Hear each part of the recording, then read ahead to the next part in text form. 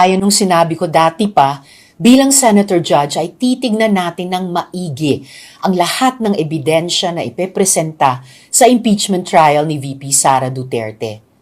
Nung nanumpa kami bilang Senator Judge, naging tungkulin namin sa Senado na suriin at bumoto ayon sa bigat ng ebidensya na ilalahad ng magkabilang panig sa impeachment trial. At habang ang anak niya ay may kapangyarihan pa, hindi magiging madali ang ating laban.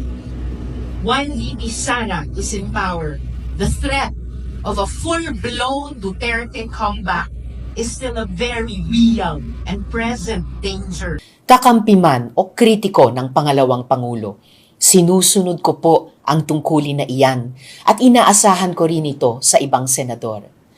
One good way for the Vice President to start presenting her arguments is by filing an answer to the summons issued by the Senate Impeachment Court last week. Hinihintay nating lahat ang kanyang magiging tugon dito at sa mga susunod na proseso kaugnay ng impeachment trial.